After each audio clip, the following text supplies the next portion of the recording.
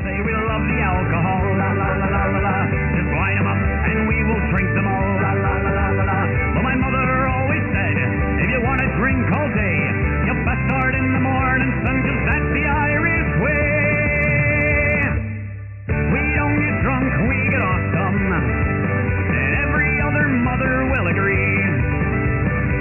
We don't get drunk, we get awesome, so order up around for you and me. We don't get drunk, we get awesome, and every mother must agree. We don't get drunk, we get awesome, so order up around for you and me, and you and me, and you and me. Let there be whiskey. Hey, everybody! Welcome to Nerds with Alcohol. I'm Chris. And I am Renee. Again, I forgot I was going to grab my top hat and have you have that on. Oh, damn it. Gotta get better about that. Yeah, I thought of it earlier and then forgot. But this is episode 248. We are in the virtual nerd basement. Renee and I are actually in the same house, but she's actually in the nerd basement. I'm in the nerd basement. Yeah, I'm in the virtual. I'm in my office, so it's just easier to do it this way rather than doing it at one computer. Although I would have liked to have been in the basement again, because that was really fun last week. Yeah, it really was. When he was over. Mm-hmm. Yeah, I had a really good time. It was cool being back in one room. It is easier to talk with people when you're face to face with them than it is across a virtual setting like this. Yeah, you actually forget that you're just talking. You forget that there's a camera. Yeah, you forget that you're on and doing things, which is one of the reasons why we went for 2.5 freaking hours last time. Yeah, so just started BSing. Yep. Just started hanging out with my brother. Yep. So let's see. My sound level looks good. So hopefully yours is good too. And hope you guys can hear us all right. Hello out there to everyone. Welcome to the show. And we're going to talk some nerd shit tonight. I did change the logo tonight up above the name. Oh, it's a deeper orange. No, actually, it's the same color. I just went with a different. Yeah, I went with a different font. Oh. It was the Comic Sans font for the longest time. That's what we've always used, and we've been using this one, which is like a Legendary or something like that font, which I really like because it to me it's kind of old west steampunky type of thing. Yeah, I like it. I like that. I like that font a lot. So, I blame the Force. So here we are. We're going to talk about a whole bunch of stuff. So we'll just start as normal, even though we have Renee here as the special guest. How was your week, honey? Oh, it's been a week. I can't get stuff. Supply chain's a nightmare. Equipment's breaking left and right. I just got done with a 12-hour day. So yesterday was almost a 10-hour day. No, what happened to it? Happily, we had a piece of equipment fail today, but it wasn't a catastrophic failure. Happily, it just put us behind on an already long day. Our depalletizer for our canning line, one of the cables that actually lifts the pallet of cans, so that way the cans can be depalletized by the machine and have deionized air to sanitize them, blow through them. One of the cables just decided to break with in the last 100 cases of the canning run. And it's one of those we have to fix it and finish this tank out because the way our bright tanks are designed, there is a point of no return where if you pass this point, if the liquid level goes below this point in the tank, you have to empty the tank that day. Otherwise, your product's going to be compromised by the following day. It's where the thermal weld is on the bright tank. And we were way past this point. So it's Sean, can you fix it? And he's like, I should be able to fix it. Okay, do that now. So, and he usually operates the canning line. And then one of my team members, she has band practice at 5 or at 5:30. So she's like, I'm a hard out at 5. I'm like, don't worry. I don't have anything happening immediately after work. I'm a hard out at 6 or at 7 o'clock because I need to get home because I knew Russ was going to be out. And it's like, well, we should be able to finish everything out. Sean was able to fix the cable, get it back. We got it back to operational. Not necessarily fixed, but we got it working.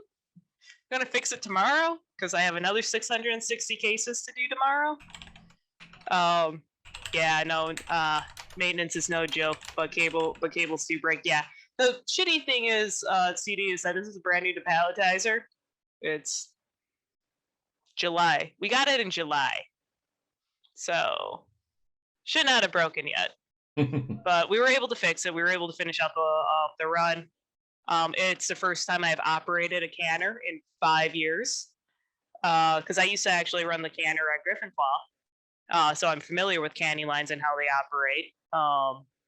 But I haven't used one in 5 years since I've been at Bee Nectar. Since we got our canner at Bee Nectar, I haven't actually been involved in like setting it up and running it because I'm doing everything else. Brad and Sean have taken on that project. Brad had a prior commitment. He stayed as late as he could, but he had to peace out at around 4:45. One of my other coworkers had to peace out at 5. Happily, Lee was a rock star and he was able to stay. And myself, Sean, and Lee all stayed to finish up the canning line or the canning run. And yeah, it's just, I mean, it's not just a cider problem. I mean, any company's got a canning line. So any, beer, cider, mead, it's just one of those things. Shit happens. But we were able to fix it. And that's important. And that's the important part. And we were able to finish out the day. There's a lot of canning this week. So it's going to be probably a week of late nights. Just an FYI, sweetie. That's okay. I'm on call, so, it could always be a late night for me any day this week. Yeah. So This is true. Yeah. But, I mean, it could have been way worse. We could be completely dead in the water. Like, in the ways of, like, terrible things that can break or terrible things that can happen. I take this over some other stuff that's happened. Yep. Yeah, CD, you would think that, but I've got so much stuff going on that, I've got the podcast tonight. I've got cornhole tomorrow because that started up again. I've got, I actually have nothing on Thursday right now. And then Friday is our Tavern Nights game. So Thursday is actually going to be... You got nothing going on Thursday? That doesn't seem right. No, I don't. You do. You have Trevor's class on Thursday. Okay. I don't have anything going on. So Thursday night's going to be me prepping for the game on Friday. So that'll give me some time to do that. I do want to start playing online again. I want to start streaming some games. I'm playing Far Cry 6, and I've never streamed from my Xbox, and that's actually one of the things I want to try. Because from what I've seen, it looks like it's pretty easy to do. And the game's really cool. I would love to stream painting. Yep. Somehow set up my camera. Yeah, and I have to actually stream painting. And I also need time to paint again. Yeah, and I have to go over and actually teach Russ how to set things up and get him passwords and everything like that, so he can actually stream as well from his house. So, like Bob Ross. No, not quite. I mean, we can. Yeah. I mean, we can put a happy little bush somewhere or a happy little tuft of something. Well, those happy little trees were everywhere that Bob Ross buried a body. Yes. What I love is that Bob Ross actually painted every painting 3 times. Like, all those happy mistakes were never mistakes. Every single one was planned for the show. Of course. Because he was such a perfectionist. He would do a quick concept paint, an official painting, like one that he would spend hours doing, like the official ones that were sold, and then the one that he would do on the show. But he would have his reference paint just off camera. Mm-hmm. So every single detail, every mistake was planned. Yep. So, and because of that, because there are 3 copies of every single painting, his paintings aren't really worth much. Yep. That's what CD was just saying. How much are those worth? I bet you could buy one. Yeah, probably for fairly cheap because there are 3 copies. Granted, there are 3 originals of every one. But yeah, that was just I guess there was a special on Bob Ross, I believe on Netflix or some streaming service for a little while back, and one of my coworkers told me about it. In recent years, Bob Ross's paintings sell online for $8,000 to $10,000. That is way more money than I expected. Like, way more money. Yeah. And it says in the rare cases when a Bob Ross painting does surface, it depends on who's buying. Yeah. Yeah. John Kowalski, president of Bob Ross Inc., said she has never seen authentic Bob Ross. Well, she has seen authentic Bob Ross paintings sell online for $8,000 to $10,000 in recent years. Well, I mean, I'm sure the price went up after the fellow passed away. Yep. But yeah, just a fun tidbit. Every single painting, every mistake or happy tree was done on purpose. So, well, my week's been typical. It's work. Yeah, it's on call work. It's getting closer to curling season, so I'm still trying to organize our Bonspiel. I'm still looking for that. We need one person for the Kalamazoo beer spiel. Hey, CD, do you curl? And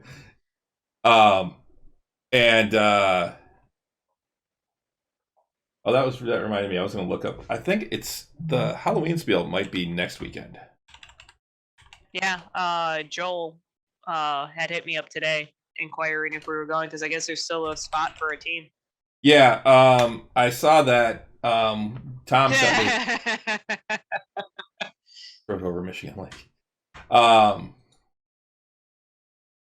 Yes, no, it's this weekend. It's the 21st through the 24th, so it's this weekend while I'm on call. So that's not going to work. Darn. Even if we could, I can't put a team together for one in 3 weeks, and I've been trying for a month. There's no way I'm going to be able to find 2 more people to go all the way to Madison for in 2 days. Yeah.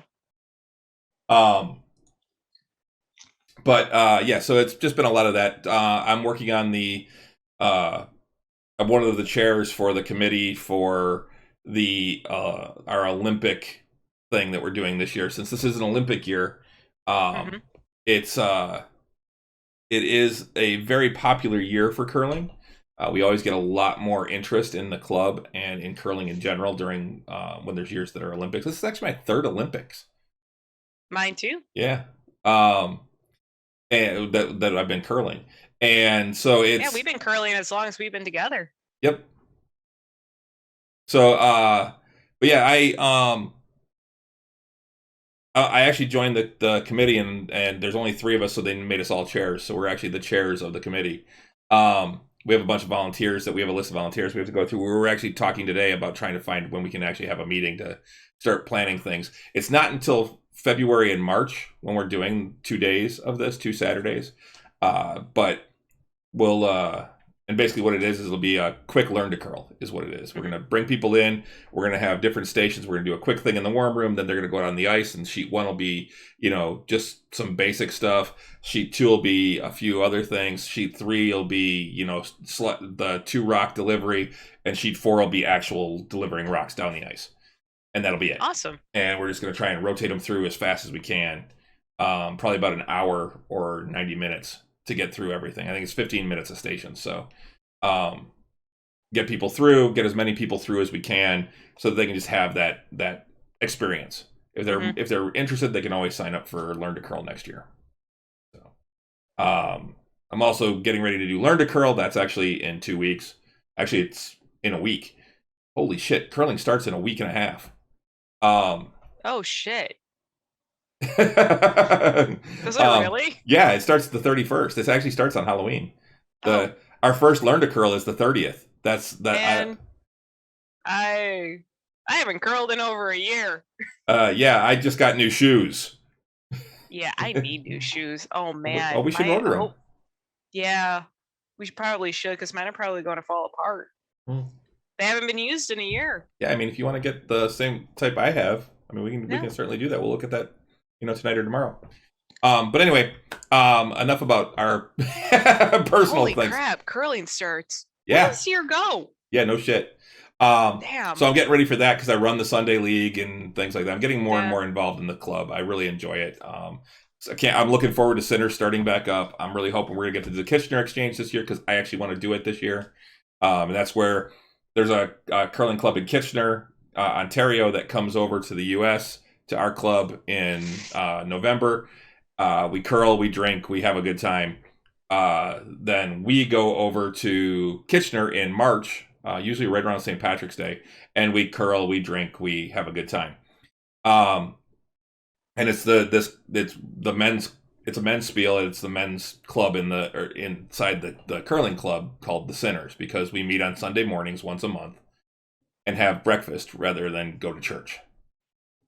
So our emblem is actually really cool. It's a devil throwing a rock. That I absolutely love. It's that. way cooler than the Rockettes. I like the Rockettes thing though. It's a cute. Clever. Yeah. I like it. It's just the whole having to divide boys and girls. It just bugs me. I know, but it's the thing is the club itself is a equal club, but there is a men's club and a women's club because that's just the way that curling's always been, and I understand it's an archaic thing, but it's in a way it's still kind of nice for the guys to get together and the women to get together. And oh man, let me tell you, when there are no women or very few women in the warm room and it's men's night, wow, are the conversations different. Because I had popped in on a Tuesday when you were playing, or is it Tuesdays? Yes, Tuesdays. It's Tuesdays. Tuesdays. After work and just kind of popped in, got a drink, and just watched the men's league. Oh boy, those conversations in the warm room. Yep. Are not appropriate. I don't think because I'm small and people just kind of miss me. And at one point, I just turned around with a look, with just oh my god, and they're oh shit, we didn't know you were here. I'm like, it's fine, but damn, that is not appropriate at all. But I mean, it's whatever. So, but yeah, so I'm starting to ramp myself up for that. I'm really looking forward to it. I'm really glad that my on-call week is before the season starts, so that CD. Way I can actually start getting into it. Yes, CD men are pigs. To be honest, if you have a room full of women, we're equally as bad. I've known women to be worse in some cases. Nah. Women are worse to each other than men. Yeah, are. we are vicious to one another. Yeah, men. Oh yeah, we are. Yeah. Men make fun of each other, but most of the time it's we can be assholes too, but for the most part it's just joking around. Yeah, we may be malicious. We may be mean about the joking, but I joke around with Russ all the time about his being tardy and things like that. But that's all just in fun. But he can't argue with it either because it's also true. It's almost like a way of showing affection. Almost. Yeah. Women can be downright malicious. There are reasons why I'm in the industry that I'm in. I know why. Because there are very few of us. Because I like boy politics a lot more than girl politics. Boy A and boy B are fighting. Boy B punches boy A. Boy A punches boy B. And it's done. They go get a beer. Yeah. The issue is resolved. Women, it will be a feuding battle to the end of days. For all of eternity. I mean, Yeah, it's all mental games for the girls. Yeah. CDC Every now and then you can actually have a civil conversation and you can move on. But that is a very rare occurrence. Well, it also comes down to we've talked about this before. And a lot of this comes from the whole defending the caveman thing. And it's that when men have a conversation, they have a conversation. Yeah. It's me talking to you. It's just that's all it is. Yeah. Women have 5 different conversations at once. Yep. There's the conversation. There's the underlying conversation. There's the background conversation. There's the hidden conversation. The body language conversation. Yeah. Oh yeah, I know. Believe me, I'm female. I know. Yep. Read between the lines. Yeah. Yeah. Yeah.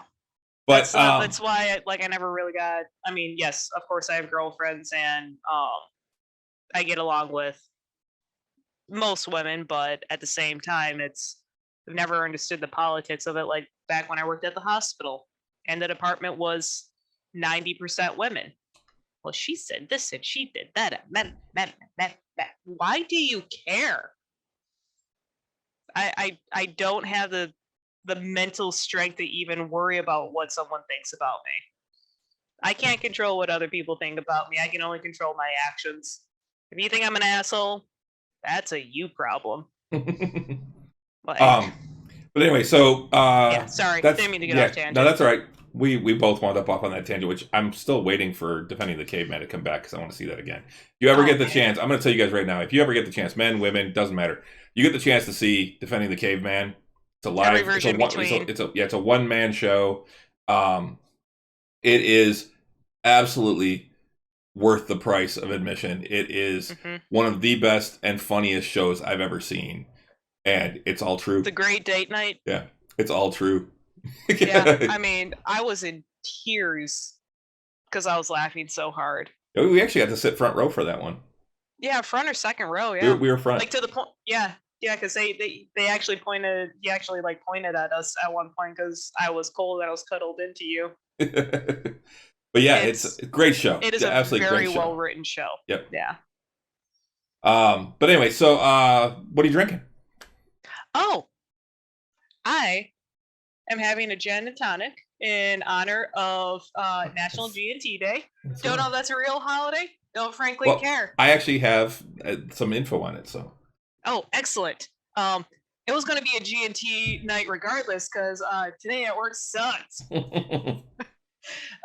So yes, in honor of G&T Day, I am having a gin and tonic with Liberator Gin, which is a personal favorite. It is fermented and distilled in Ferndale, Michigan. They are also Bee Nectar's next door neighbors. So we actually have a really good relationship with Valentine Distillery.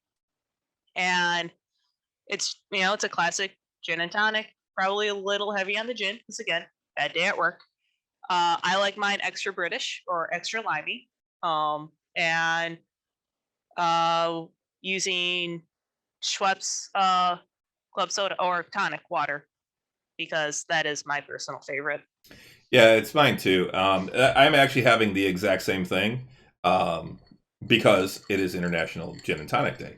And it's actually a recent holiday from what I found. Now, this was actually posted. The way I found out about this was Guy Cox, who's a friend of ours from the steampunk community, posted about this, that it was International Gin and Tonic Day. And of course, then Don Watts said, gin and tonic it is then. And I actually posted that we're having one on the podcast. So, but anyway, so what Guy had posted was International Gin and Tonic Day was founded in honor of Mary Edith Keyburn, a remarkable woman who loved to have the occasional tipple of gin and tonic. Edith passed away on October 19th, 2010, at the age of 95. In hospital with a gin and tonic at her side. That's awesome. It was smuggled into the hospital in a water bottle and served in a teacup. Oh, Ghost is back. Cool. The monitor turned on, yeah. You say Ghost, and I think Ghost Hand showed up. No, I would say Ghost Hand. No, the Ghost. Anyway, we hope that you'll have a tipple on October 19th, and we can all make as gracious an exit from this life as Edith did. Well, to Edith. Yep, to Edith.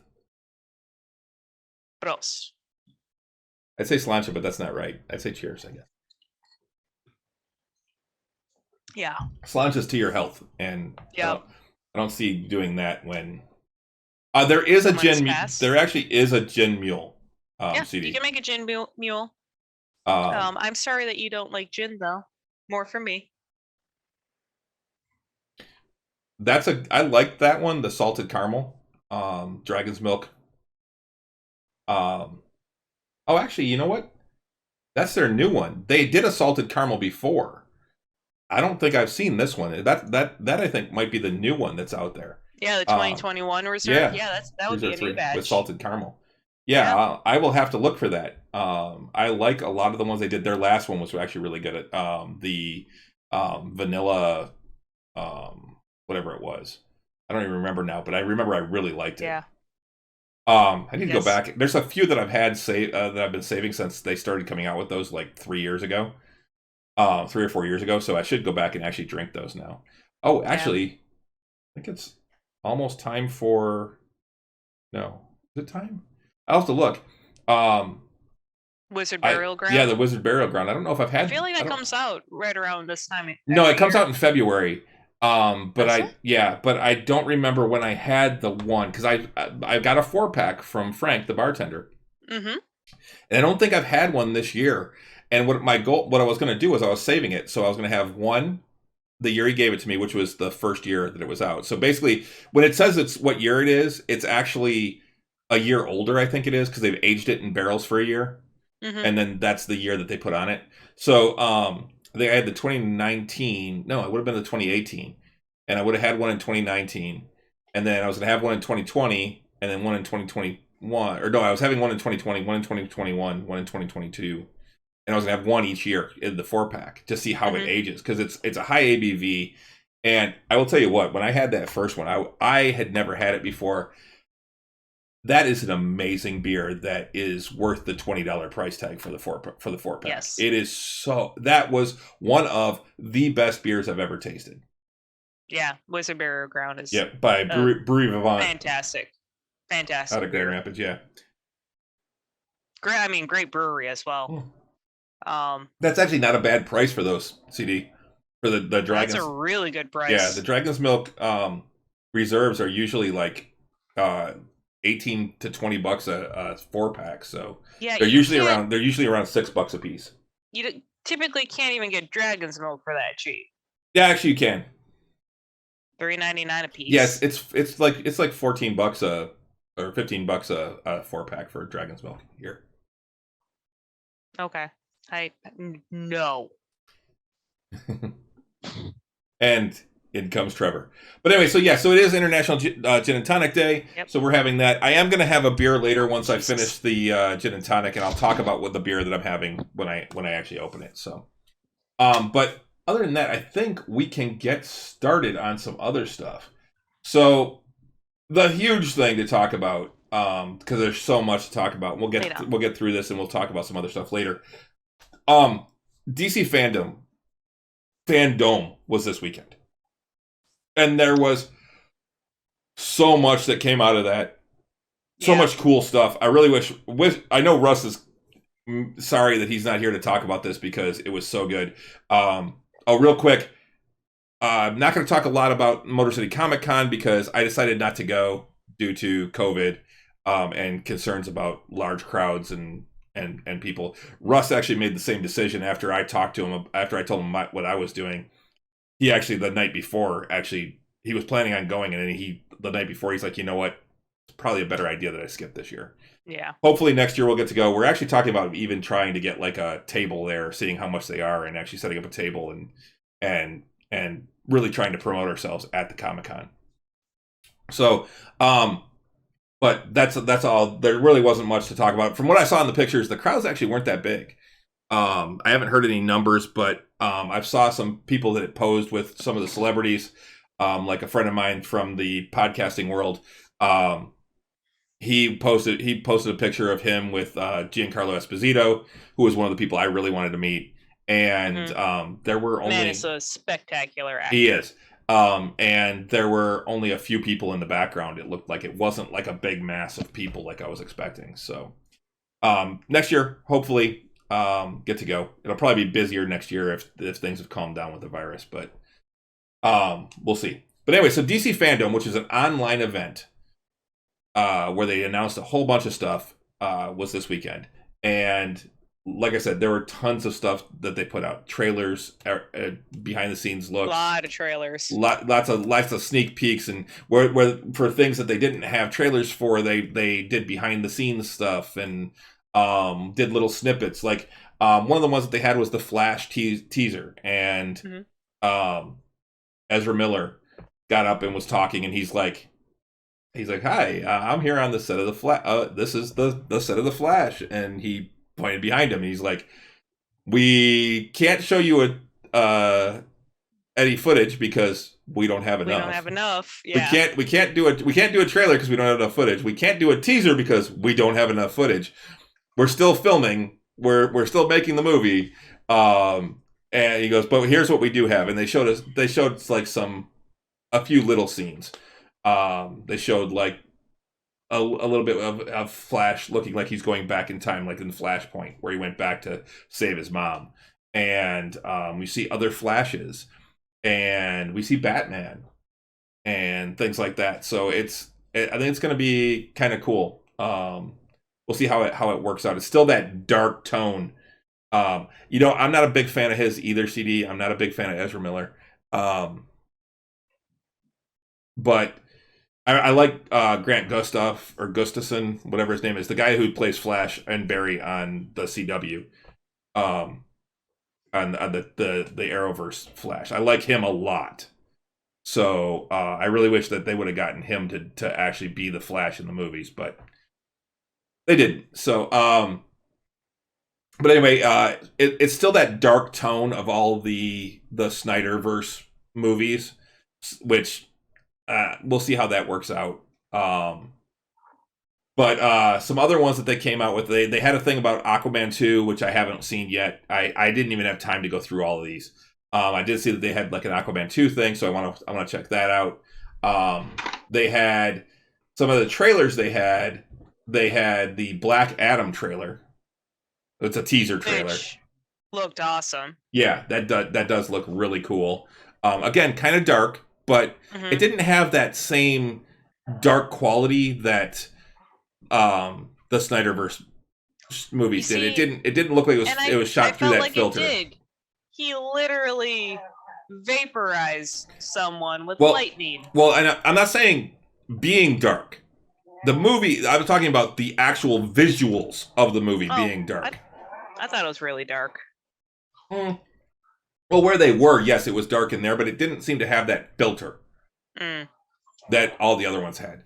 And then the other huge trailer that I posted the Black Adam one on the Nerds Facebook page, and I posted this one on the Nerds Facebook page too. But it's the new trailer for The Batman, which I was really skeptical when I first heard about this movie.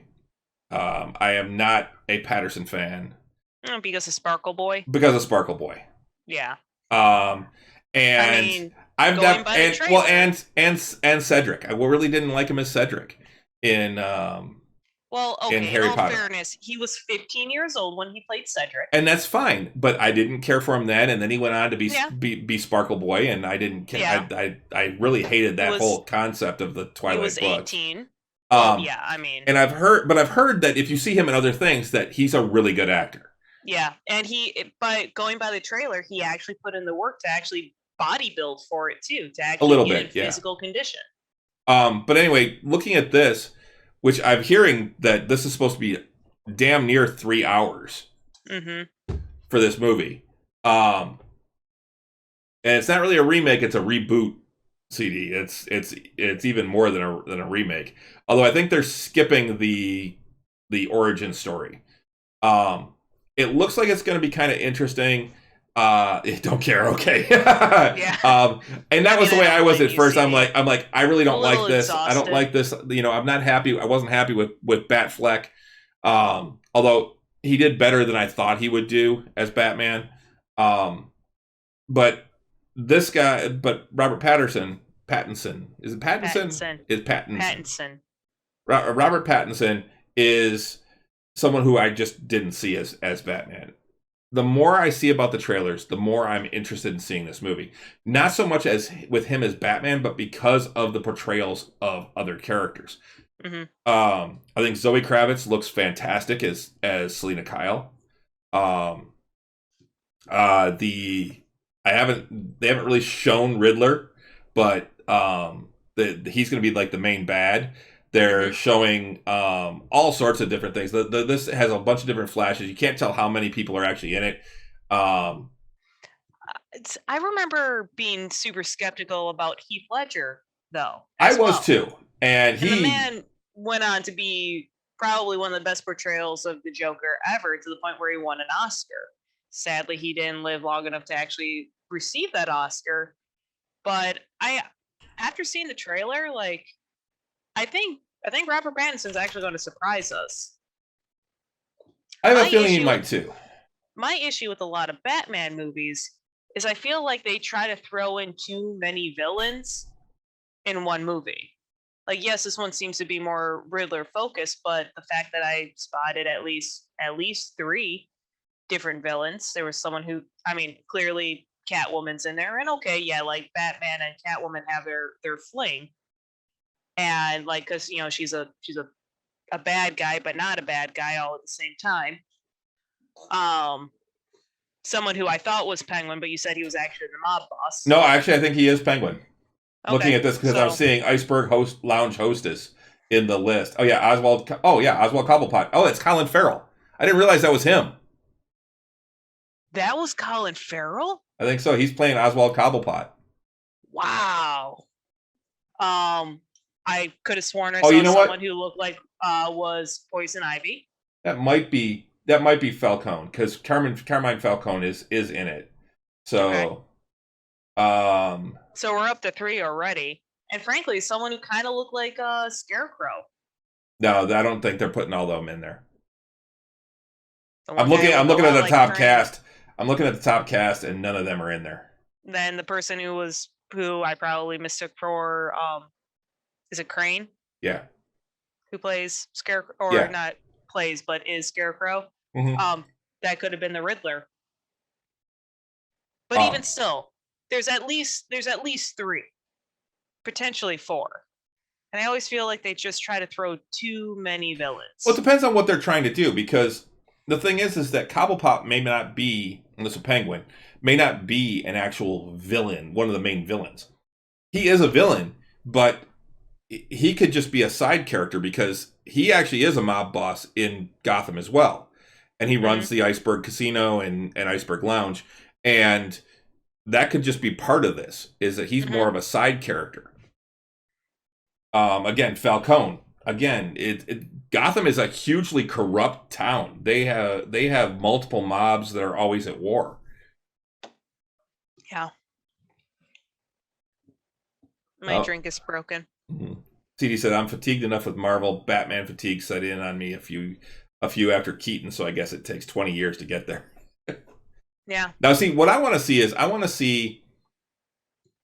a multiverse one where, or even I would love to see this, where Michael Keaton plays Batman again, but in the Batman Beyond Batman, where he is the old Batman that's now retired and is mentoring the new Batman. Mm-hmm. Which I think would be cool, and that's one that everyone's talking about. Who took on the mantle after Bruce retired? Well, it depends. Right after, because I know dirt about comic books, that it's not a realm of nerddom that I got into, and I feel like either Russ or Chris Pilgrim should be talking to you about this, but I'm gonna do my best. Yeah, so Dick took over for a little while. And then I don't remember who was actually who it was in Batman Beyond, because I never actually watched Batman Beyond. Who was Batman in Batman Beyond? I'm a little pissed that Russ isn't watching. Like, at least have it streaming on your phone, man. Who was the character? Oh wait, here we go. Let's see. No, that's just Batman. Sorry. This is one I should know, but I haven't gotten to Batman Beyond yet. That's on my list, but it's one I haven't done yet. What I really want to do is start. I got out of comics, and I really missed a lot of Batman. And it's one of those where I And want to with the go back stuff and just start getting like all of the graphic novels. And I've heard that CD. I've heard Batman Beyond is actually pretty good. I still need to get through all of the animated series because there were certain ones that I missed. I would catch that sporadically when it was on. 20 years later, in Neo Gotham, a futuristic version of the old Gotham City, Bruce and his guard dog Ace.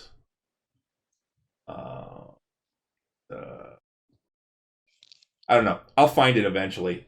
Okay. Terry McGinnis. That's what it is. Terry McGinnis. Athletic 16-year-old high school student. Oh, so like brand new person. Yep. Yeah, skip the whole Robin phase. Well, yeah, because Bruce disappeared for a while, and then that's when Dick took over. So, but they never actually went into that, I don't think, in the animated series. Speaking of animated series, though, and this is a little side tangent, I actually just picked up the latest animated movie today, which is Injustice, which was one of my favorite comic series, and I love the video games. And I'm really looking forward to seeing how they put that together into an animated movie because it's such a cool story. Yeah. Which, for those that don't know what that story is, it's basically the Joker gets tired of fighting with Batman because it's always a stalemate, so he goes after an easier target, Superman. And he basically steals... basically he kidnaps Lois, who is pregnant. Yeah, he essentially kills he tricks Superman by using what's his face's Crane's serum, and essentially has Superman kill Lois and the child. Yes. Right? Yep. So it's very dark.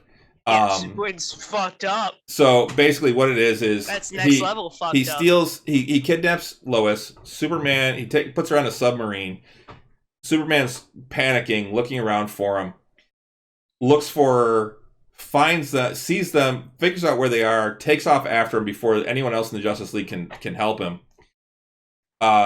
She's on an operating table with Joker and Harley there, and Joker's over her with a scalpel. And Superman basically busts in, and there's this, you see in the comic, you see this like green vapor in the air. And what it is he takes Crane's fear gas, which actually is something Superman would be immune to, but he combined it with kryptonite to then penetrate his lungs. So it allows it to penetrate his lungs. And what happens is, all of a sudden, Apocalypse shows up, which is the guy, the being that killed Superman. Oh. And he's like, no, not again. And he just loses it. Basically goes into a rage, grabs Apocalypse, flies him up into space, and then realizes as the fear toxin wears off that it's actually Lois that he grabbed and flew her up into space and killed her and the baby. Next level fucked up, man. So in the meantime, Batman has captured Joker. He's got him in holding. You see Superman flying back down, flying just across the world, basically. Flies in, busts through the wall, flies right up to Joker, and puts his fist through Joker's chest, just all the way through the outside. It's a hell of a scene, and I was just like, holy fuck! But basically, the idea then is that Superman decides that the Earth can't manage itself, and that he has to take over. So he basically becomes a dictator of the world. And Batman winds up teaming up with a bunch of villains to fight him because he doesn't believe in that being the case. Enemy of my enemy is my friend. So it's kind of a cool concept. Very, very dark though. And in the book, what it is actually Batman from a different universe winds up. Oh, and the other thing was that he had what he had been doing with the scalpel was he had put a pacemaker in Lois's chest that was tied to a bomb.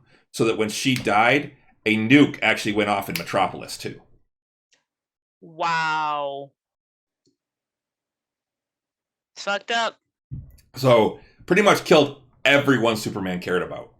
Yep. Fucked up.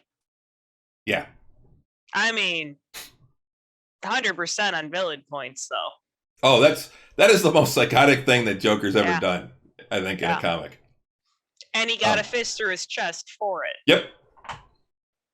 And he thought it'd be funny. Frankly, rightfully so. So, anyway, so I'm looking forward to watching that. It's right up there though on with the Killing Joke, I think, as far as dark movies. I saw one scene for it. Superman and Batman are arguing, and Batman actually punches Superman and breaks his hand. Well, yeah, because he punched a brick wall. He hits him, and actually it's like he's holding it, and he's like, and Superman just looks at him and goes, "Hold out your hand. Come on, don't be you. Just hold out your hand." Yeah. And he holds out his hand. He's like, hairline fracture of this, metatarsal and he X-rayed visioned it. Yeah. Convenient. He's like, you should be fine in 3 weeks. But anyway, I would have held out my hand. So the Batman trailer though looks really. It does look good. Yeah. Very dark gives again. Me though. hope. It's gives very. Me hope. Yeah, it does. It gives me hope for it. I don't have Batman fatigue. I love Batman movies. I would like to see some more original ones. I would rather not see the same origin story over and over and over again. It's kind of like what I'm happy with what they did with Spider-Man in the MCU is they didn't go through the whole Uncle Ben dying again. Everybody knows. Yeah. Everyone knows how Spider-Man got his powers and that, Uncle Ben dies, he got bit by a spider. Everybody knows. Yep. We don't need to see it again. Invincible is very dark, CD. It's a fantastic... Invincible was spectacular. It was. It's a great show. But yeah. No, that was awesome. And I actually want to read the comic now that I've heard that. I want to get the bound editions if they have them and read those because it's only 144 issues. So only. I don't know when the second season's coming on that one. I haven't heard. Let's see. Invincible season 2. See if there's any info. Release date, blah, blah, blah. You are smart. You actually have a drink as a backup. I did not get any backups. So you can go run over to the fridge real quick. You're down there by it while I'm looking this up. So let's see. Give me a sec. Yeah, I'm just looking for where it says. Let's see. Campaign for season 2 on social media before season 1 had even finished. It's actually renewed for a second and third season, which is cool. And let's see. When will it air? Is there anything? We expect new episodes will probably air in the first half of 2022. So hopefully in the first half of next year is what they're saying. So hopefully that's the case. You'll get whatever seasons they want. Cool soon. Yes. So it looks like next year. Let's see. Where is my notes? There we go. So the one of the other things they did was they released the first 2 episodes of Young Justice over the season 4 of Young Justice over the weekend, which was a huge surprise to me. I didn't know that was coming out. I love that show. It's an animated show. If you get the chance, check it out. It's on HBO Max. Seasons 1 through 3 are. It's just I think it's spectacular. I really like the characters. I like the way that they're doing it. I'm really excited for this. I've watched the first episode so far, and I'm looking forward to seeing where this goes. They also did a teaser for Harley Quinn season 3, which I forgot that I had muted my mic. Which I'm looking forward to that one too, because Harley Quinn. That show was way fucking better than I ever expected it to be. It is a way better show than it should be, frankly. It's awesome writing. It really is. I really like it a lot. And this year is going to be the Kill Bang. What was it? Kill Bang Mary Tour or something like that. Something like that, yeah. But yeah, it's I think it's going to be good because it's her and Ivy actually getting together as a couple now, and we'll see what happens. And the trailers, it's hilarious because they got Harley out there, Kaylee Cuoco doing the voice, and she's just like, animation takes so long. I mean, if you follow Critical Role, like we've essentially followed that entire story of the starting of the Kickstarter for the show and through the entire process of the show. It'll be almost 2 years before the show's out. Yeah. Animation, there's a lot of steps. Yep. So they also had a Peacemaker trailer for the new Peacemaker show that's coming out. And we didn't watch that one. I haven't watched that one yet either. I just know that they had it out there. They had a teaser trailer for Shazam 2, Fury of the Gods, and I am really looking forward to this one. I loved the first Shazam movie. I think Zachary Levi is absolutely amazing as Shazam and Billy, and I just think it was absolutely fantastically done. I agree. That's probably my favorite DC movie. I'm watching the movies with no comic book background because, like I said, comic books are just a realm of nerd I never got into. My brothers weren't into comic books, so therefore I wasn't. So my knowledge is limited to the movies. Don't get me wrong. I like Wonder Woman, like the original. It was good. The Aquaman I thought was fantastic. Shazam, however, is just spectacular. Because it was kind of goofy. I'm a Zach Levi fan, though. I always have been. Now, was that before or after we watched Chuck? We had started watching Chuck, and we watched Shazam like after the first season. And Chuck is probably one of my favorite shows. It's so good. I hate the ending. I despise how the show ends. Because it ends on a cliffhanger, which don't get me wrong. They thought they were going to get canceled like 2 or 3 times. Yeah. But they basically got 6 episodes at the end to wrap everything up. I don't like not actually knowing what is going on with this girl. I'm just going to tuck that one in. But anyways, one of the things I was surprised about in the first Shazam was that they were doing the Shazam family thing so soon. Yeah. But that's fine. In this new one, Fury of the Gods, basically they're bringing 2 deities in as the bad guys, and it's hell of a cast. It's Lucy Liu and Dame Helen Mirren.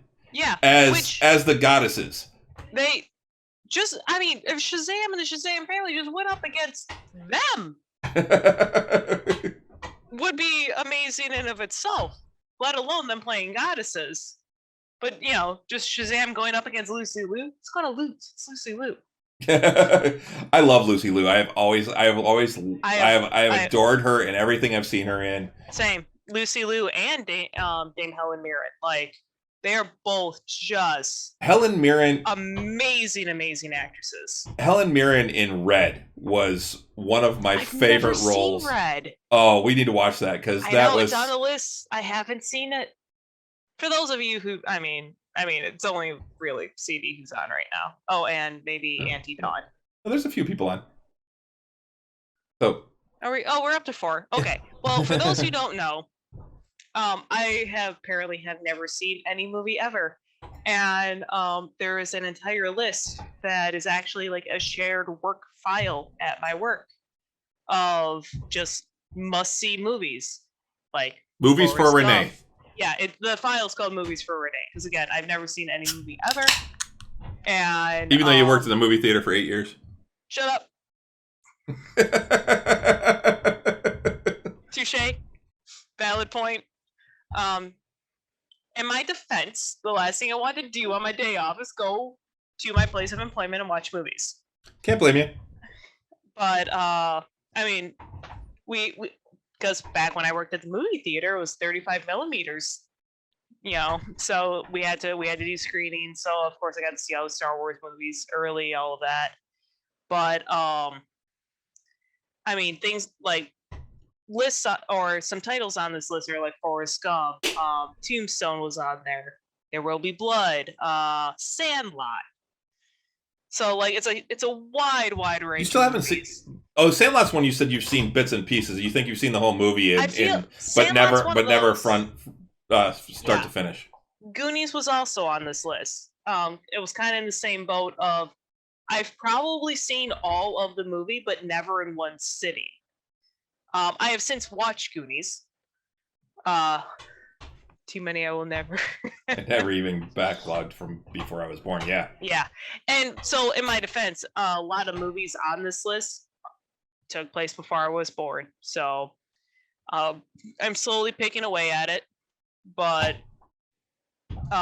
Red is on the list. I've wanted to see it. I worked at the movie theater when the movie came out.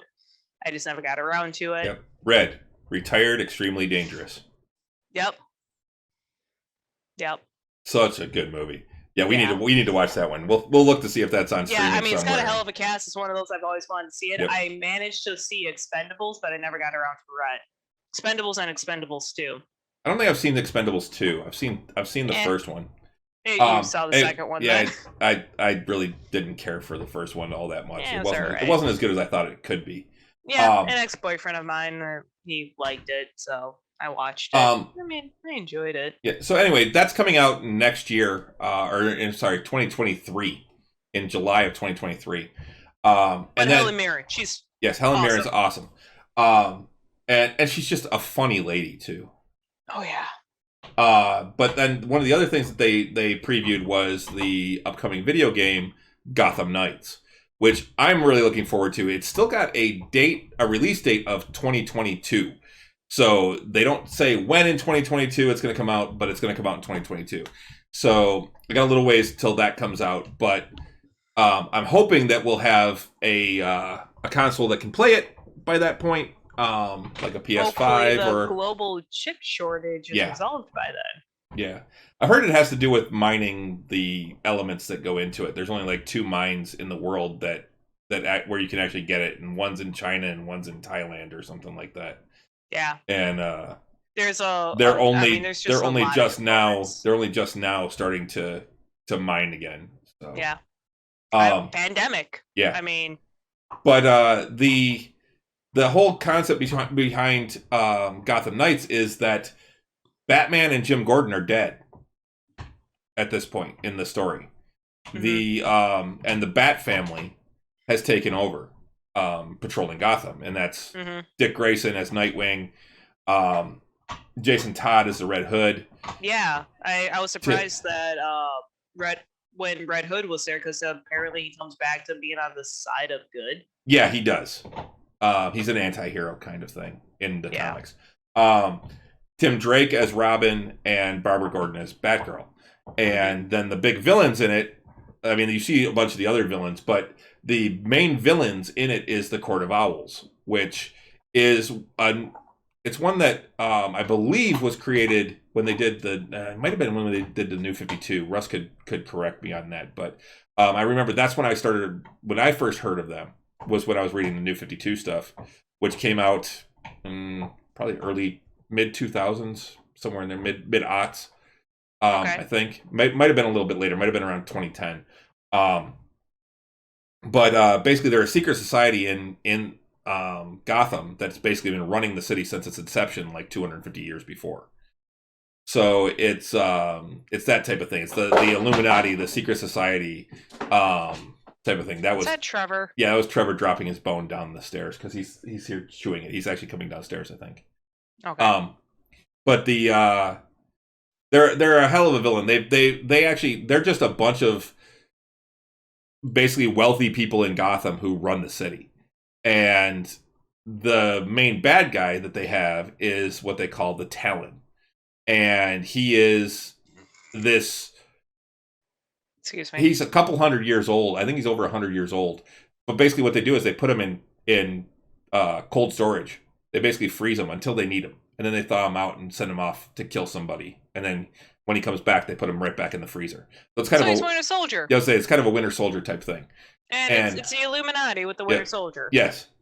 So that's basically what it is. In this, they have a lot more talents, and you actually see in the comics that at one point that they actually just have hundreds of these boxes. And one of the things in the game is that each of the there's a bunch of different types of talents, and each of them has their own strengths and weaknesses. And part of the game is you figuring out what their strengths and weaknesses are, so you know how to fight them when you come across one. So it'll be kind of interesting. I want to see how it goes. I want to see if it's along the lines of. It looks like it's going to be more in depth. They're calling it an RPG, so I think it's going to be more in depth than like a Arkham Knights and things like that. So I'm looking forward to that one. But yeah, there's still a ton of stuff out there that I'm still going through for Fandome. Haven't had enough time to really Horizon Forbidden West. I am seriously looking forward to that. I can't wait till that comes out. Because I haven't played any video games since May. Yeah. Because of my shoulder. Yeah.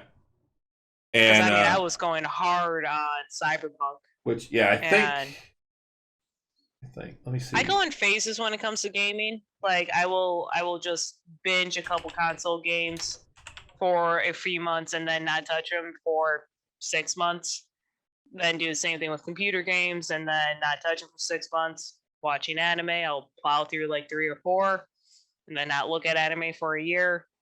Just go in phases. Yep. So I'm really hoping that in an anime phase right now. Yeah. Excuse me. I'm hoping that we can get a PlayStation 5 before Forbidden West comes out, which is, I just looked it up. It's February 18th is its release date. Okay. And then it's going to be an argument about who gets to actually play. We will have to do what we did last time and actually schedule a game time. Because I love you.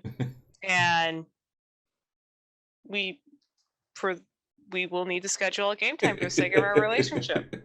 Yeah. So anyway, that was Fandome though. We can move on to some other stuff. I will actually review my beer right now because I actually did just open it. Yeah, what you drinking? I am drinking a beer that I bought because I absolutely love Mosaic hops. And yes, this particular one is it's from Oddside, which we've been having a lot of their stuff in the house. They are a solid brewery. Yep. They are really good. And this one is called Mosaic Dank Juice. Okay. And it's a double dry hopped IPA with Mosaic hops. And that's the Yep. Yep. So their cans are pretty simple usually. They're out of Grand Haven. Let's see. Double dry hopped exclusively with Mosaic hops to create a slightly hazy beer, rich in juicy tropical notes and aromas. 6.5 ABV. So nice. it is beer. Yeah, it is not clear. It is very cloudy.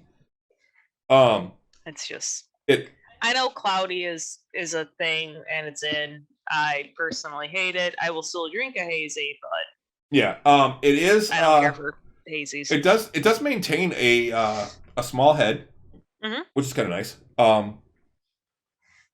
The first thing I I got the hiccups. Oh my! The first thing I noticed when I smelled it, even the first time I smelled it, because I've had this for a couple of weeks, is it smells very orange. It has a very orange aroma. I feel like you get that when you dry hop with Mosaic. It gives a very like pithiness to it. But it also smells kind of like orange rind as well. It's peel and pithiness, like the white part inside of an orange. Yeah. So which I'm used to more mango-y flavors for when you actually just use it for when you do the aroma and flavor hops for Mosaic. So yeah, I think those mango notes and those tropical notes come out when you have a bit of heat, like you said, in the aromat or for your aroma hops. So I will say it's very bitter, Well, it's very hoppy. What does it have the IBUs on the can? No. Lame. No, it does not. I'm sure I could look it up on. I'm sorry, I'm not Russ. I asked very specific questions. That's okay. I don't But mean basically, there is the tropical notes there, but it's mostly orange to me. But it's also like it's almost like biting into an orange with the rind still on. It's honestly not that good. Oh, that's a shame. I don't really care for this one a whole lot. And I think it's just an overpowering of that particular flavor. I do, like I said, I mean, Mosaic Promise is one of my favorite beers of all time. I absolutely love that, which that should be coming out soon, I think, because I think that's a fall beer now. I thought that usually came out in January, but yeah, no, Mosaic. So I am a big fan of, for those who don't know, I'm in the alcohol industry. I started off in beer. I now make mead and cider. But I feel like I personally, and I feel like a lot of people who are big into craft beer are getting a little burnt out on just like the big, wild, extravagant beers. And some people, and myself included, just want to get back to having a good beer. And honestly, smash beers, the single malt, single hop, they're just fantastic because they're just good because they're simple. Yep. One of my favorite beers that we ever made was Simply Mosaic. Simply Mosaic, which wasn't a smash. It was close to that. It was close, but I actually wanted to do something different. We used one type of grain, and we used two different types of hops. Yeah, and that was we used the Simcoe for bittering, and we used the Mosaic for aroma and flavor, which Mosaic was actually created from Simcoe. Yep. Yeah, it's an offshoot. I jokingly say this because honestly, 80% of the time it's true. If a beer has too many adjectives, I don't want to drink it. Oh. Mosaic Promise is out now. It comes out. It's August to November is availability. Why have I not found this? Our guy. Yeah. I haven't seen it yet. I haven't seen it.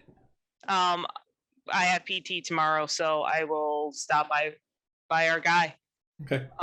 Like you'll actually see with people in the industry a lot of times, like people who are brewers or cellarmen, they're usually if they go to the pub, a lot of times they're drinking lagers or pills or kolsches because they want to. I mean, when you're surrounded by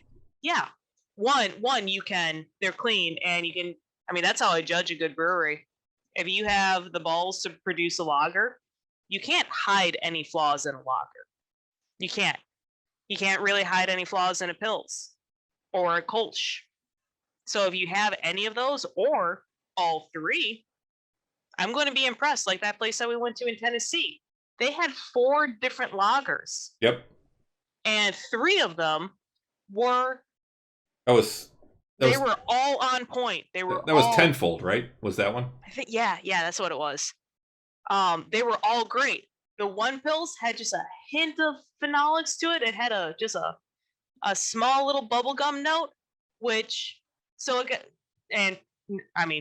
knowing fermentation and studying yeast for as long as I have, it's usually, their glycol probably failed on them and it got a little warm during exponential phase. Shit, I mean, it happens. It happened to us at Griffin Club more than once. Sometimes it happens. And it was the smallest of notes, and it really didn't even present itself until it warmed up. So, but, I mean, 3 of your 4 lagers are just awesome. That tells me their brewer knows what they're doing. Their cellar crew knows what they're doing. If you throw in a bunch of fruit or a bunch of hops, hops cover up a lot of flaws. Yep. I mean, shit, we had glycol fail on a batch of Norms at Grimmenclaw one time. So, oops, we double dry hopped it. And with a good marketing team, it fucking sold like that. People ate it up. Yeah, CD said, "I'm sure what you said means something, but it's over my head." Sorry, I don't mean to. I'm trying to keep it simple, but I'm a scientist and I've also been drinking, and you can brewing nerd. You can usually judge my level of drunkenness by the lack of layman's terms, and I'm feeling really good right about now. But like you'll see, like I'm drinking a Pabst Blue Ribbon, like because I just want a simple beer. It's not the best beer on the face of the earth by any stretch, but it's still a decent beer. Shit, you throw a pickle in it, and it angers me how delicious it is. On a hot summer day, a PBR with a pickle spear in it. Yeah, that little sulfur note. Phenomenal. Goes away. Yeah. Yes, there is. House? Yeah, Wow. yeah, there is. There is PBR. That's actually a beer that both of us like. PBR is not my favorite cheap beer. Stroh's is, but Kroger doesn't carry Stroh's. Yeah, and that's where we were. Yep. My favorite like cheap like dirty 30 pack is Stroh's Lager. They're just their classic lager. It's just spectacular beer. Usually Stroh's is produced by batch. I think Stroh's is actually like brewed by Batch Brewing in Detroit. Oh yeah, that's new because it was done by Stroh's Brewing. Which it's one of those kind of like how Pabst actually owns Stroh's now. Yeah, and they commissioned Batch Brewing to make it. Oh yeah, something like that. Yeah, it's still brewed in Detroit and Michigan, which is ultimately the point. But but yeah, Stroh's is like my favorite like cheap lager to get. Like you buy a $20 dirty 30. The first I put in who brews, and the first result that comes up is Stroh's beer. Nice. Pabst, made by Brew Detroit Brewmaster. That's it, Brew Detroit. I knew it was one of them. Joe Thorner and his team. Yep. Yeah, Joe Thorner. The man's a phenomenal brewer. He's been in the game for over 30 years. So, but yeah, I love I like a good, just decent beer. You know what? That is Batch Detroit. It looks like Batch Brewing Company. Oh wait, no. Yeah, they're a commissioned brewery. Hold on. Brew Detroit's there. Oh no, they're around the corner from Batch. Okay. Which I've never been to Batch. I want to go. We need to go to Brew Detroit too, because that's another one that we haven't been to. I mean, at a certain point, like even B-Nectar was looking at commissioning Brew Detroit to make Zombie Killer for us. Yeah. That we would send them because they have 200-barrel fermenters. So we'd send them just a full tanker truck of cider. We ended up not doing this because it ultimately would have driven up the price of Zombie Killer and already, frankly, fairly expensive cider because of the amount of honey. And send them the raw juice. Have like me go over there to ferment it, to monitor the fermentation, and do the nutrient additions that need to be done. Or at the very least, have me write out the SOP of this is what you do. And we make the simple syrup. It's not a simple syrup. It would have been the blend of honey and cherry together. Kind of like what Coca-Cola does, where they make the syrup in a bag in a box. Yeah. And then they mix it at the station. Yep. Essentially that concept. We would have done a blend of the honey and the cherry, get it homogeneous, and send it to them. And it's like, you add in X amount of gallons and you make Zombie Killer. We were exploring that option at a certain point. We ultimately didn't go through with it, but they're a commission facility because they have very, very large tanks. Because I can only ferment about 60 barrels at a time. Well, actually closer to, 9,000 liters, which is about 78 barrels. But, because Zombie Killer's our flagship, if I can have them ferment cider for me and I send them what to mix and follow our recipes to the T, and I can use all of my fermenters for things like Punk Lemonade, New Wave, or even new stuff.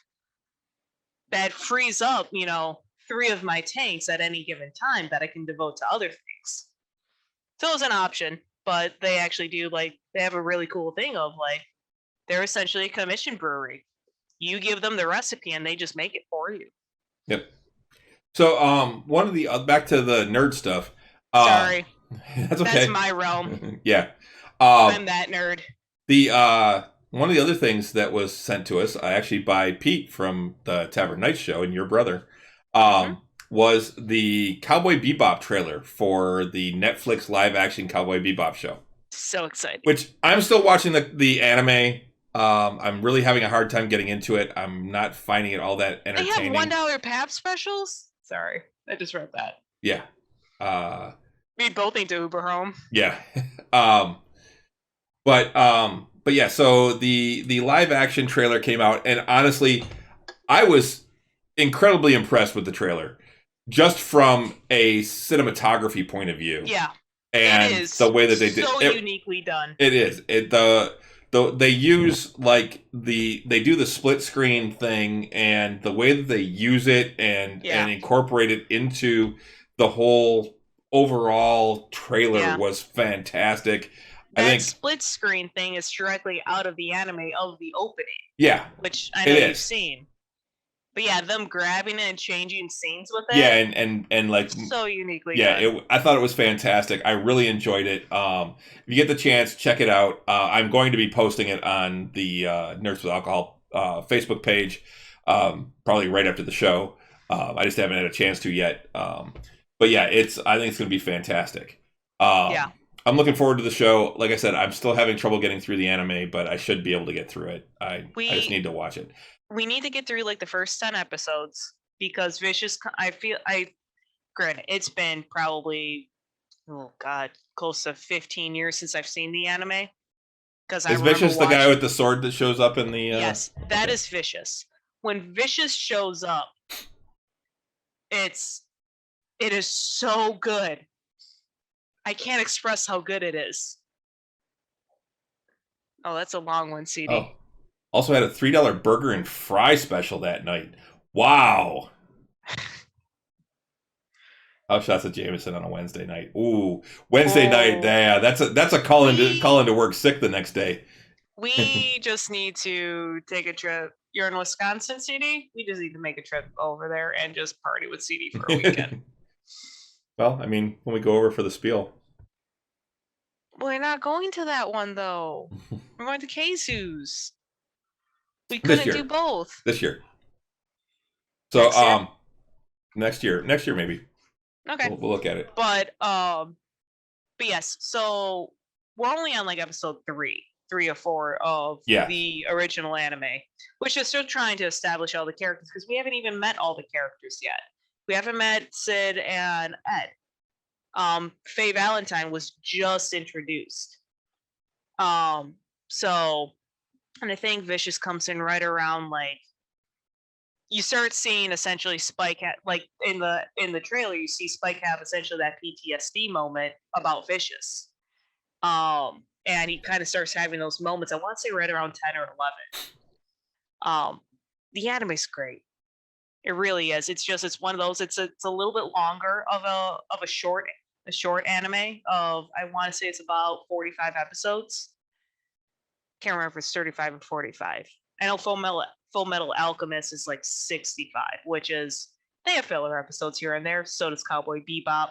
Unlike the short animes that are like 13 episodes, there are no filler. Those are my personal favorite.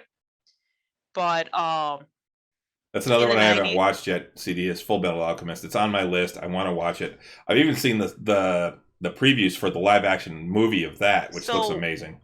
Full Metal is always in the top Dragon 10. Ball all filler. Yeah, no, it is. I mean, Dragon Ball Z is 275 episodes. Dragon Ball Z Kai is 45. Dragon Ball Z Kai is essentially Dragon Ball Z without the filler.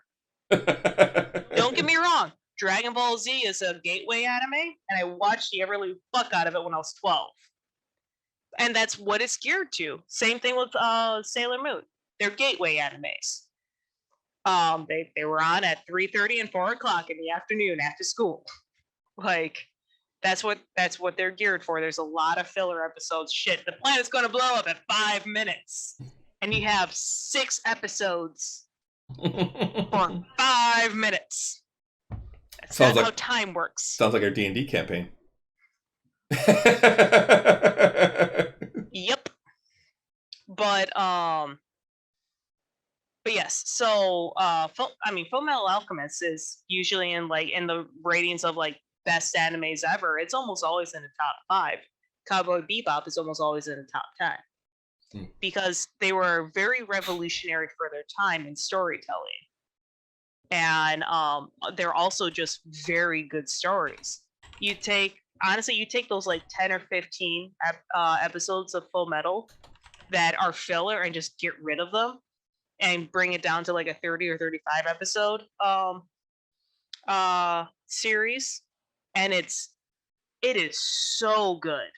The story itself of these two kids essentially trying to bring their mother back, or they tried to bring their mother back from the dead, and because of how nature works and how alchemy works, I mean, shit. The one kid loses his arm and his leg, and the other kid loses his entire body. Yep. And I mean, you bring in the 7 deadly sins halfway through. It is so good. So, and go ahead. So, no, sorry. Go ahead. Cowboy Bebop. Also, Cowboy Bebop's older than Full Metal. I think Cowboy Bebop actually originally came out, I want to say in the late 90s, whereas Full Metal Alchemist I think came out like 2005, 2006.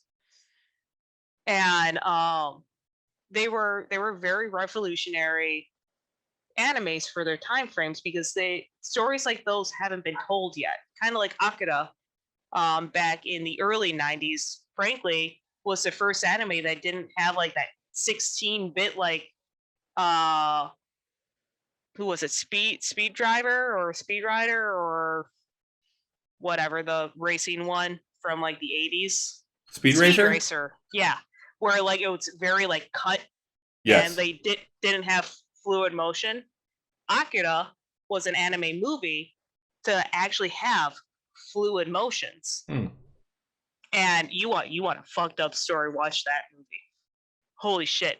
I had to write a full paper about it in college. So it depends on what list you're looking at, because I just did like top 10 anime shows of all time. There are many. There are many lists. And in one list, which is the top 10 best anime series of all time, there's another one that's top 25 best anime series of all time. But going through. Well, but this one says the top 10 best are Death Note, Naruto, okay, Ghost in the Shell, Steins Gate. Never even heard of that one. Full Metal Alchemist. Yeah. Samurai Champloo. Ooh, I forget. That's a good anime. Darker Than Black. I don't know that one. And Attack on Titan, which is what I've heard a lot about. Attack on Titan. Yeah. Now, I haven't seen it. I've heard many great things. But Cowboy Bebop doesn't make the top 10 there. Yeah. And this other one, number 1, Full Metal Alchemist Brotherhood. Yep. Number That's 2, the movie. Number 2, Cowboy Bebop. Yep. So I mean, it's a matter of what, and then it's Monster, One Piece, Hajime no Ippo, Mob Psycho 100, Hunter x Hunter, and Neon Genesis Evangelion. So the common thing between all of these animes is they were the first to ever tell those types of stories. They're all very groundbreaking in their own right. So we've got a live action Cowboy Bebop coming out. Yep. There was it seems like you're staying true to the anime. There was a movie made over in Asia. I'm not sure who made it, what country it's from, but it was over in Asia that did Full Metal Alchemist. And there's actually also a live action One Note that is out or coming out. Death Note. Or Death Note, I mean, yeah. Yeah. I'm sorry, I was looking at One Piece and I said One Note. So that's the Microsoft program, not the anime. So One Piece, it was one of those that 4Kids, which was the main translator in like the 90s and early 2000s, they really fucked it up. Hang on. Had to yell at the dogs, so had to mute. Yep. Although it picked it up on your mic. So that's because for this mic, we've talked about how sensitive it yeah, is. picks up a mouse fart in the county over. One Piece. Okay, so let me back up. The sub to dub versions, a lot of animes that came over to the U.S. One of the main translating companies was 4Kids. Which was kind of like the main one in the late 90s, early 2000s. And they also tried to make a lot of animes, because a lot of animes aren't supposed to be PG. They're not. A lot of animes are not meant for kids. And because they're cartoons, the US are like, we need to make them for kids. Like, a good example is in Sailor Moon. In the later seasons of Sailor Moon, in the actual anime, they bring in a lesbian couple. They bring in Sailor Uranus and Sailor Neptune. They're a lesbian couple. In the American version, they're cousins, and the reason why the show got canceled in the US, before they even finished the story, frankly, they just kind of upped and canceled it, was because they couldn't hide it anymore. Well, and go ahead. No, I was just saying that goes back to even into the 80s, which actually I think this was actually the 70s with it's Gatchaman. That's it. Which in the US was Battle of the Planets. And then in the 90s they changed it to Saban's Eagle Riders. But in the 80s when I grew up watching it, it was one of my favorite Saturday morning cartoons. I absolutely loved this show. Adored I used to, me and my friends would go out and play that out in the yard and stuff like that. And Battle of the Planets, the main villain was actually transgender. Yeah. He switched from a male to a female in the show. But in the actual show, they made them brother and sister. Yeah. Yeah, because again, they were trying to like PG it up, and also just frankly in the 80s, like the whole notion of gender was very binary. Well, and that's the thing. The Japanese were making animation for adults. They weren't making it for kids. And because animation is a lot cheaper in Japan than it is to pay an actor. It is substantially cheaper to make an anime than it is to make a live action anything. And so a lot of actual anime is geared towards teens and adults and mature adults. One Piece was also a victim of 4Kids trying to PG an anime, because one of the characters he's a chain smoker, and in the American version he just always had a sucker in his mouth. It's like, no. Dragon Ball Z, oh my god, the swearing in Dragon Ball Z in the Japanese version that does not exist in the American one, because in the US they made it for people my age at that time, which was like 10 to 13-year-olds. That would make Dragon Ball Z so much better. Oh yeah. But Cowboy Bebop, they made for like older teens that would have been up past 10 p.m. at night, because it was on Adult Swim. So it was kind of in that transition of when Cartoon Network, there was Cartoon Network, and then Cartoon Network Toonami, that was from 4 to 6, and then Toonami After Dark / Adult Swim, which then just turned into Adult Swim, which started at 10 p.m. and went until midnight. Cowboy Bebop. Yeah, F you, Goku.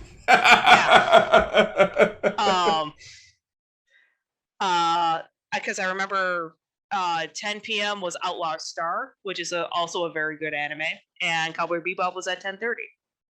Or no, I'm sorry, 11 and 11:30. Just, yeah, it's a great anime. We need to get back to watching it. The first 10 episodes, I'm not going to lie, they're rough. They're establishing the world and who Spike is and who everyone is. It's a little dated. I'm still confused on who the cowboy couple is in the commercials. Oh, they talk. It's a news network for bounties. Okay. They're not actually a couple. They're the two hosts. Okay. Which seeing someone do the cosplay of her was incredible. You had to be super confident. One thing that I did really enjoy, getting back to the live action of Cowboy Bebop.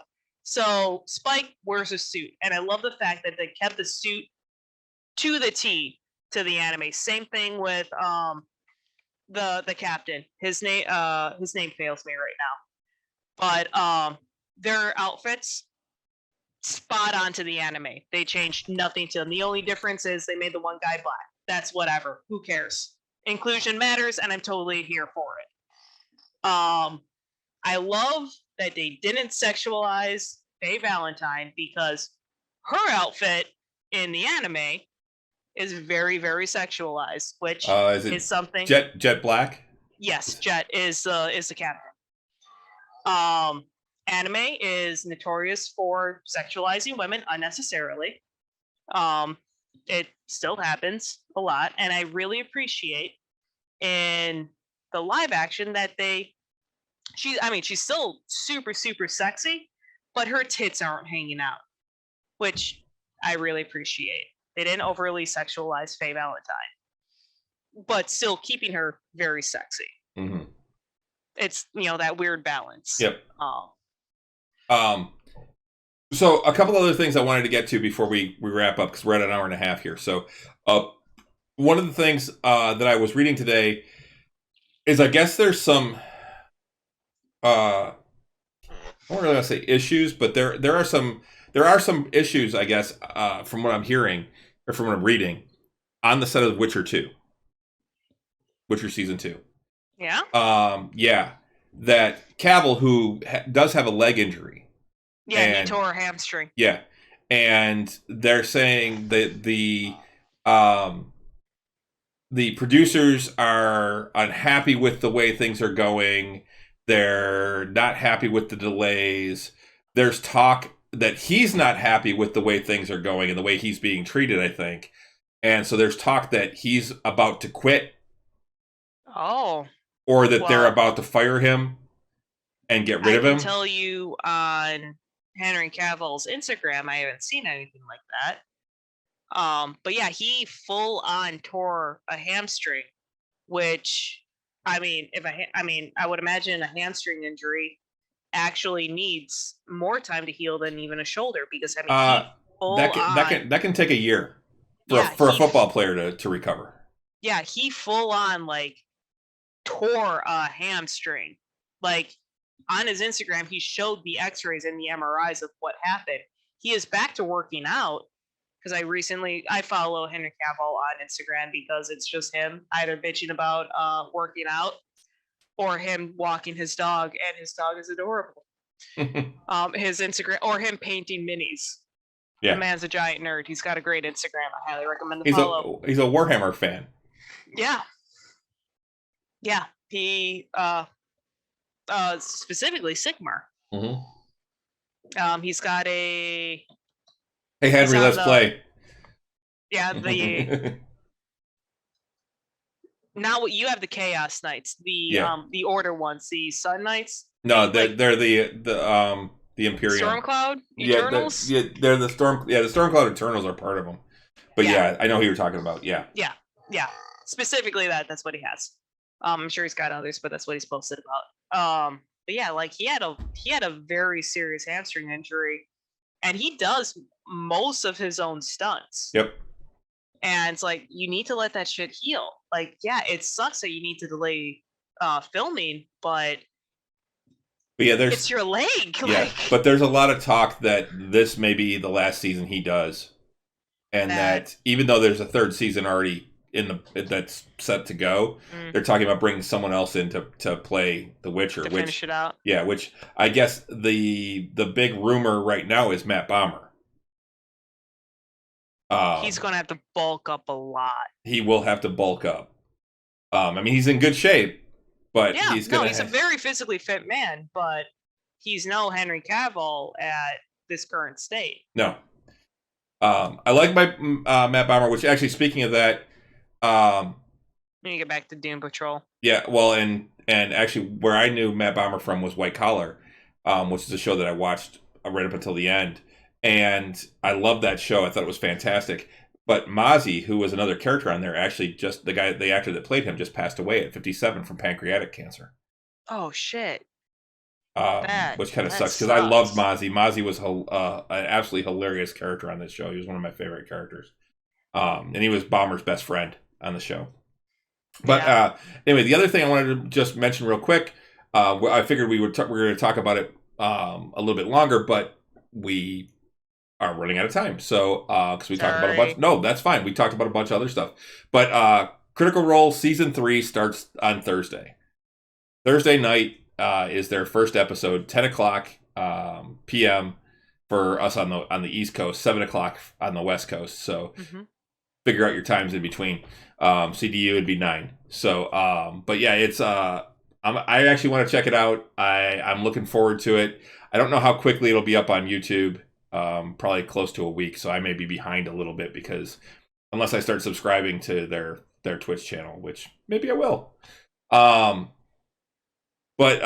yeah, it's I'm looking forward to it. They're going to be on the third continent because there's 3 continents on Exandria, and they will be on the third continent of Marquette this time.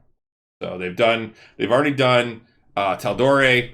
They just finished up on Wildmount, and now they are doing they're going to do Marquette, which is much more desert from what very from what I've gathered. It's more of a Middle Eastern type setting. So I'm curious as to what they're going to be doing and how they'll be doing things. And I want to learn more about Marquette. Supposedly a video came out and it showed up in my stream, and I'm like, okay, I'll look at that later. And I didn't have a chance to look at it, and now I can't fucking find it. But it was Matt Mercer doing an intro for season 3 to introducing people to the continent of Marquette. Mm-hmm. So, but I'm looking forward to seeing it. I did just watch a video on the behind the scenes for season 3 where they show the new set and the new table that they've created, and the fact that all of them are going to be back at the same table again for the first time in almost 2 years. So we know that feeling. Yeah, a bunch of them got really emotional, I guess, when they did it. Laura, when she first saw the set, started crying. Marisha started crying when they were telling her how great what a great job she did. She got really emotional about that. So it's really kind of cool. And I think you and I should watch it. It's only like 8 minutes long, but it's on YouTube. I mean, I definitely know that feeling of working for Marisha, working so hard on something and then see everyone's response to something that you directly helped create and getting overwhelmed.